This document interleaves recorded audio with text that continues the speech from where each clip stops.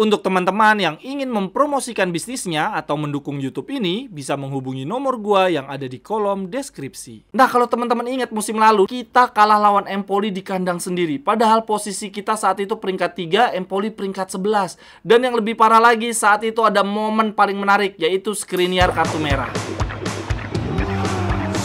Cerewetan ceking kita, nyerewetin apa aja. Teman-teman yang sedang kalian saksikan saat ini adalah Cerewetin Inter. Apa kabar teman-teman semua? Semoga dalam keadaan sehat. Selamat berhari Minggu.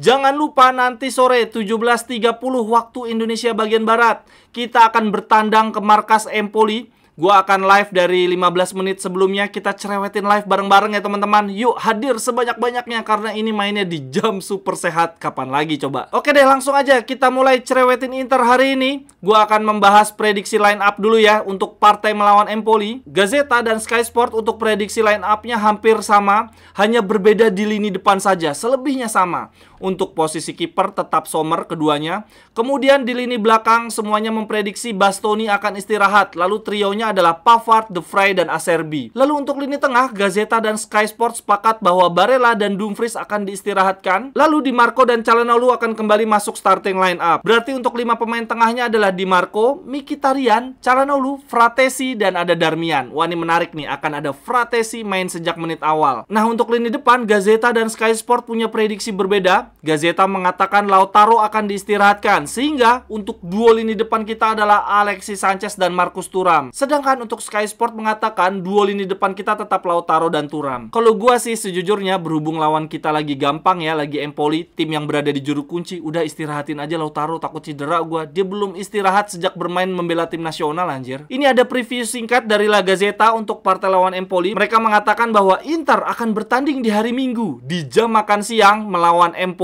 Duo lini depan seharusnya diisi oleh Thuram dan Alexis. Kemudian, akhirnya Fratesi bisa mendapatkan kesempatan bermain sejak menit awal. Fratesi kembali menunjukkan peran pentingnya di partai terakhir melawan Sociedad. Dia memberikan 1 assist, tetapi sekali lagi dia masih duduk di bangku cadangan. Nah, untuk partai lawan Empoli akan menjadi kesempatan dia bermain sejak menit awal. Kemudian Sky Sport juga ada artikel singkat. Mereka bilang begini, Benjamin Pavard akan sekali lagi menjadi starter, kali ini melawan Empoli. Darmian juga akan mengisi wingback kanan untuk memberikan Dumfries kesempatan bernafas. Sedangkan untuk lini depan, kemungkinan besar kita akan melihat Marcus Thuram. Kemudian tepat di sampingnya tidak tertutup kemungkinan Alexis Sanchez akan menggantikan Lautaro. Nah, yang menarik teman-teman, kemarin setelah partai lawan Sociedad, ada wawancara dengan mantan pemain kita, Arturo Vidal. Dia dimintai analisisnya tentang Alexis Sanchez dan Arnaud Taufik ya. Dia bilang begini, Arnaud Taufik, dia pemain yang sebelumnya membela Bologna kan. Alexis Sanchez tidak dimainkan bukan karena dia kalah bersaing dengan Arnaud Taufik, tetapi karena dia belum berlatih banyak. Sejujurnya saya harus katakan ini, saya tidak suka striker seperti Arnaud Taufik.